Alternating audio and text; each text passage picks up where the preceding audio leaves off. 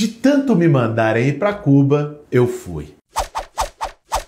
Quando a gente critica os problemas sociais aqui no Brasil, o governo, e defende um outro modelo de sociedade, sempre aparece algum engraçadinho, falando vai para Cuba, insinuando que a ilha socialista seria um desastre, um lugar onde as pessoas são famélicas, onde o que há de pior na humanidade se realizaria. Seguindo o conselho, esses dias eu tive em Cuba e nesse Café com Bolos eu vou te contar como anda a ilha mais famosa do Caribe. E aí, tem tempo para um cafezinho? Para fazer um bom café, meu bem. Em primeiro lugar, é preciso dizer que Cuba é um país pobre, uma ilha centro-americana com 11 milhões de habitantes, sem grandes recursos naturais e isolada há 60 anos por um bloqueio brutal da parte dos Estados Unidos. Não é, nem nunca foi, um paraíso na Terra, mas muito menos é o inferno que tanta gente gosta de dizer. Como resultado da Revolução de 1959, Cuba teve conquistas sociais incríveis, preservadas até os dias de hoje. Independente da sua ideologia, vamos ver os dados. Deixe o preconceito de lado. Afinal, contra fatos não há argumentos. IDH, o Índice de Desenvolvimento Humano de Cuba, é 0,778, um dos mais altos da América Latina, só perdendo para Uruguai, Chile e Argentina. Além disso, Cuba é um dos países com menor desigualdade social em todo o planeta. Em relação à igualdade de gênero e aos direitos das mulheres, os números são impressionantes. 60% de todos os graduados no ensino superior cubano são mulheres. 53% dos membros do parlamento cubano também são mulheres. Lá, a licença maternidade é de 1 ano e, pela Constituição, as mulheres não podem receber menos que os homens para o mesmo tipo de trabalho. Em relação ao combate à fome, o modelo cubano foi usado como exemplo pela FAO da ONU para toda a América Latina. O sistema educacional cubano também é um exemplo. Em relação à alfabetização, Cuba conquistou o melhor índice do continente. 99,8% da população é alfabetizada. A gente pode também falar de segurança pública. A taxa de homicídio em Cuba é de 4,7 para cada 100 mil habitantes, menor que a dos Estados Unidos e 6 vezes menor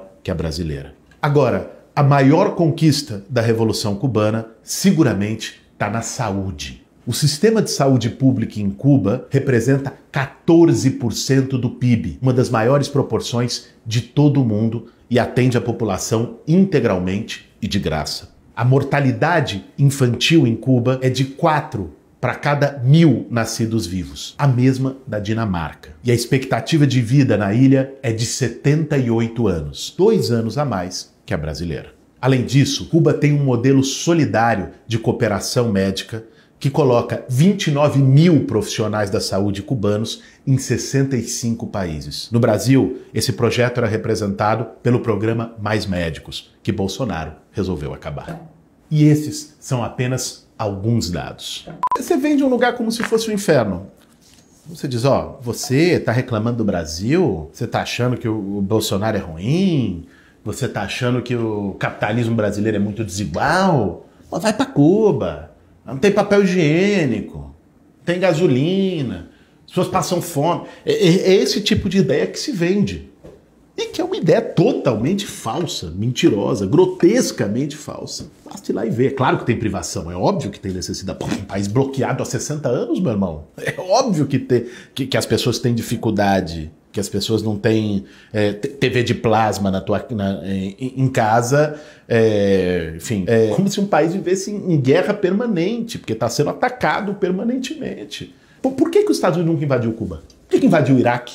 Por que invadiu a Líbia, lá do outro lado do mundo, e nunca invadiu Cuba? Claro, além de não ter petróleo, que era o que eles buscavam no Oriente Médio. Se eles dizem que é uma ditadura sanguinária que desrespeita os direitos humanos, por que nunca fez? Porque é que nem o Vietnã. Porque não ia derrotar um governo, ia ter que derrotar um povo. Porque não adiantava, você não conseguiria derrubar o governo porque você tem um grau de coesão e de unidade popular em defesa, né, dessas ideias que você até que no Vietnã foram derrotados por isso. Que não era só tirar um presidente, era um povo resistindo, era um país inteiro resistindo. Por isso que eles tiveram que ir embora com o rabo entre as pernas. Em Cuba seria igual, por isso que nunca invadiram, apesar de estar a 100 quilômetros. É incrível o que a Revolução Socialista produziu em Cuba nesses 62 anos. Ainda mais quando a gente considera o bloqueio que os Estados Unidos impôs a partir de 1961 e que é responsável por parte importante do sofrimento do povo cubano. O bloqueio impede que Cuba tenha acesso a qualquer produto que tenha mais de 10% de seus componentes feitos nos Estados Unidos. Isso, por exemplo, impede o país de adquirir aeronaves, porque não existe nenhuma que tenha menos que esse percentual. Impede também acesso a vários medicamentos produzidos por laboratórios norte-americanos. A estimativa é que o bloqueio represente um prejuízo de 4 bilhões de dólares por ano para Cuba. Atualmente, o maior problema é o abastecimento de petróleo, que é a principal fonte energética da ilha. Cuba tem dinheiro para comprar os barris, mas o governo Trump impôs multas e sanções para qualquer navio e empresas transportadoras que levem o óleo para Cuba. O resultado é a falta de combustível e apagões de energia. Só em 2019 foram 85 medidas de Trump contra Cuba, mais de uma por semana. Por isso, não é surpreendente que Cuba passe por grandes dificuldades. Surpreendente é que ela consiga resistir ainda assim. As barreiras impostas pelo imperialismo norte-americano forçaram Cuba a buscar no turismo uma nova fonte de recursos. E isso, é claro, cria desigualdades e novos problemas. Agora, se mesmo sob esse cerco os cubanos conquistaram níveis sociais e culturais tão elevados, imagine se o bloqueio não existisse. Cuba é um exemplo do quanto o esforço coletivo de um povo, movido pela solidariedade e não pelo princípio do cada um por si, pode alcançar. Por isso, deixe o preconceito de lado, pesquise, leia. Todos esses dados são oficiais e estão disponíveis nas redes. Não deixe que a ignorância e a mentira limitem seu horizonte. E a próxima vez que te mandarem para Cuba, não pense duas vezes. Vá lá e visite, antes que o Paulo Guedes aumente ainda mais o dólar. É isso aí, gente. Esse foi mais um Café com Bolos. Compartilha, passa adiante. Se você é daqueles que gosta de mandar os outros para Cuba, quando faz alguma crítica ao Brasil, quando defende o socialismo, assiste com atenção, sem preconceito. Agora, se você é daqueles que é mandado para Cuba, meu amigo, prepara a mala e vai. Até a próxima.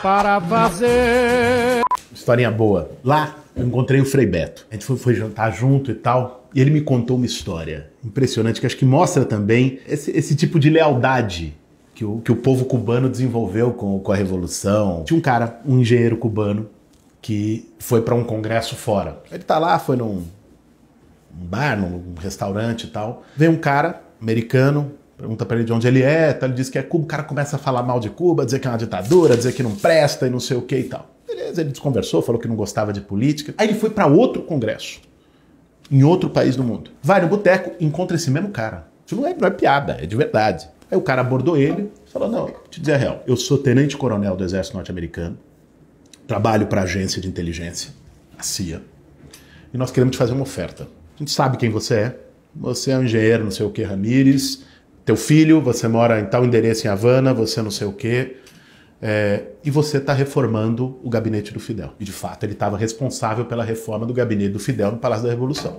Falou, nós vamos te dar $100 mil para você botar uma escuta na tomada do gabinete do Fidel. O cara se interessou, não sei o que, falou, como é que é? Então, eu não tenho como entrar com uma escuta em Cuba, não sabe. Ele falou o seguinte, ouve tal programa na rádio, tal, nós vamos mandar uma mensagem codificada para você, nós vamos entrar com a escuta em Cuba e você vai pegar lá.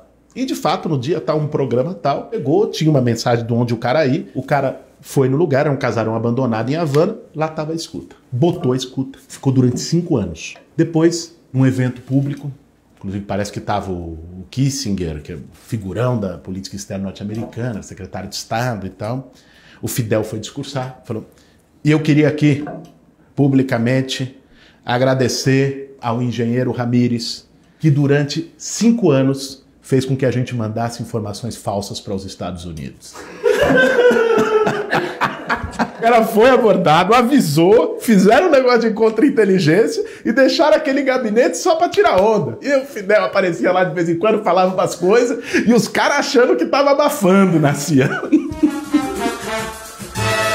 Para fazer um bom café, meu bem.